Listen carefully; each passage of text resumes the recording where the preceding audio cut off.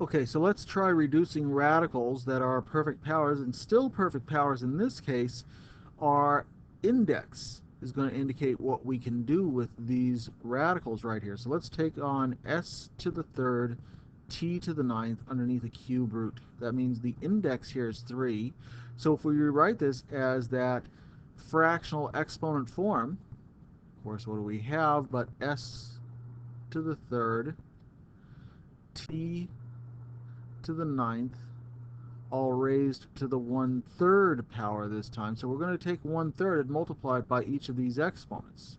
So we'll have s to the third times 1/3 power and t to the 9 times 1/3 power.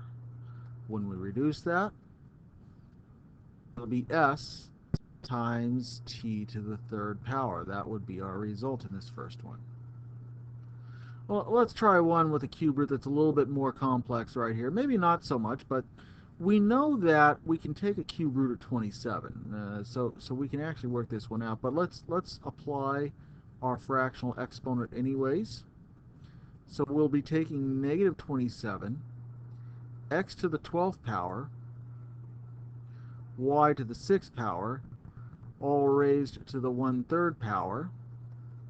So as we did before, we're going to distribute that exponent over multiplication. So we're going to get negative 27, pardon me, raised to the 1/3. I'm getting ahead of myself.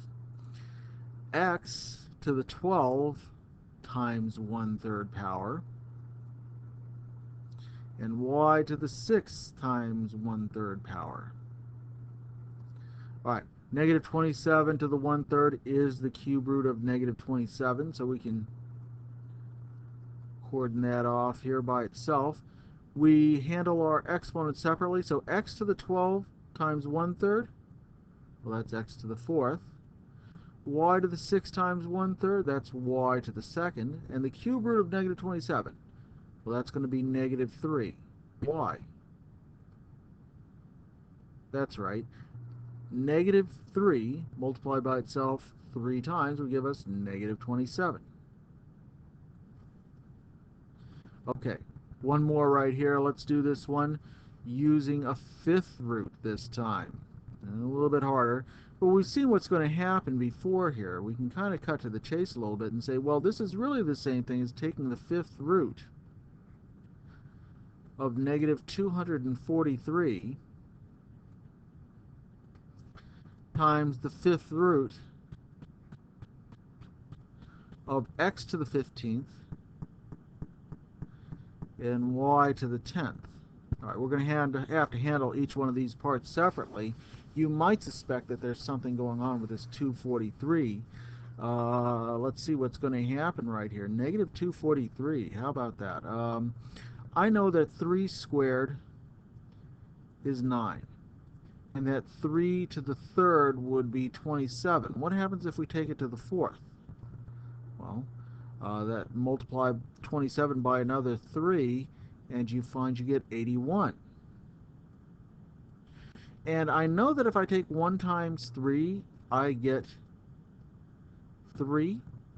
So this number ends in a 3 as well. So let's see what happens with 3 to the 5th. 3 to the 5th means 81 times 3.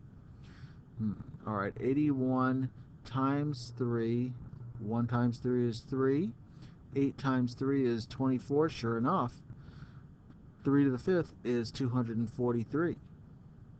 Right, so we might recognize that our first quantity right here, negative 243, 5th root of that is going to be negative 3. Now we need the rest of this. So we're going to be taking x to the 15th and y to the 10th raised to the 1/5 power, right? That's our 5th root. So it'll be negative 3 times. We're going to have x to the 15, which will be multiplied by 1/5. We're going to have y to the 10th, and that is going to be multiplied by 1/5. All right, let's see what's going to happen. Negative 3 will be multiplied by 15 times 1/5 is 3 to the 3rd power. Y, 10 times 1/5, that is 2. So y to the second. This is our reduced expression for our fifth root. Okay, good luck on your assignments.